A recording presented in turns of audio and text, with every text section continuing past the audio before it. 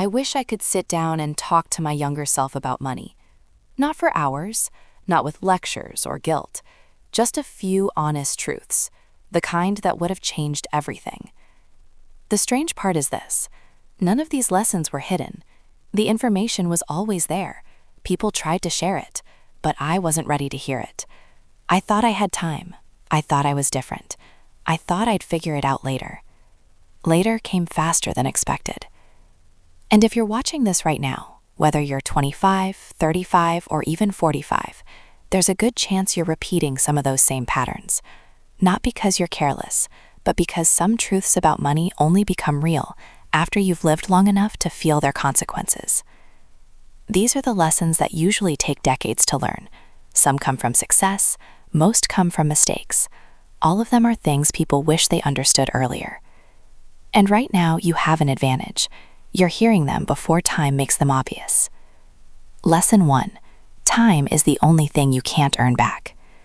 In the early years, it's easy to trade time for money. Extra work, extra hours, missed moments.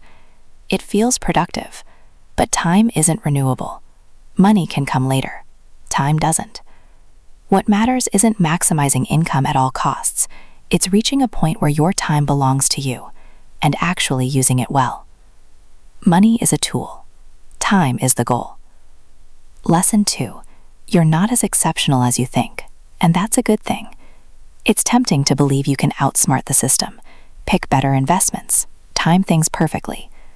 Sometimes early wins make it feel true, but most of the time, those wins are luck. Even professionals struggle to beat simple, consistent strategies. The real advantage isn't being clever. It's being consistent. Lower ego, better results. Lesson 3. Income grows, but so does spending. Every raise feels like progress, until it quietly disappears into a better lifestyle. Nicer things, slight upgrades, small deserved improvements. Individually harmless, collectively expensive. This is lifestyle inflation. The solution isn't discipline, it's structure. Decide where your money goes before it arrives. What you don't see, you won't spend. Lesson 4. Money and relationships don't mix well. Lending money often changes the relationship. What starts as help can slowly turn into tension, unspoken expectations, quiet resentment. A simple rule avoids this. If you can give, give freely. If you can't, say no. Clarity protects relationships more than generosity ever will. Lesson 5. Cheap can be expensive. Low prices feel smart in the moment, but things that break, wear out, or need replacing often cost more over time. The better question isn't how much does it cost, it's how long will this last and how often will I use it? Think in terms of cost per use, not price. Lesson 6. Security feels better than luxury. Expensive things without stability create stress. Simple living with financial security creates peace.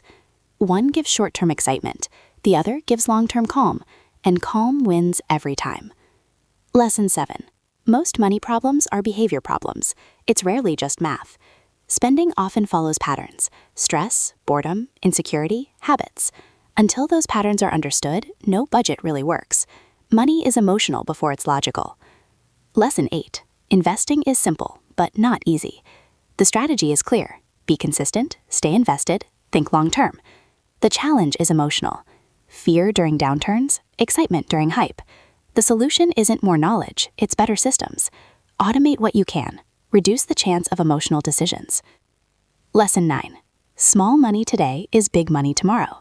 Time multiplies money in ways that don't feel real early on. What seems like a small expense now could become something significant later. This doesn't mean never enjoying money. It means understanding the trade-off. Every choice has a future cost. Lesson 10. Big purchases rarely come alone. The initial cost is only the beginning. Maintenance, upgrades, accessories, time.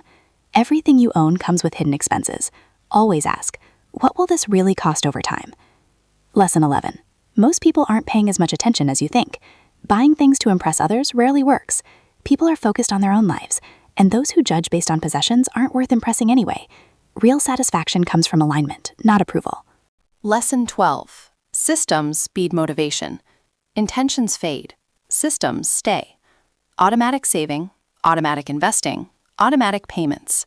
When the right actions happen without effort, progress becomes consistent. Don't rely on willpower. Design better defaults. Lesson 13. Financial health affects everything.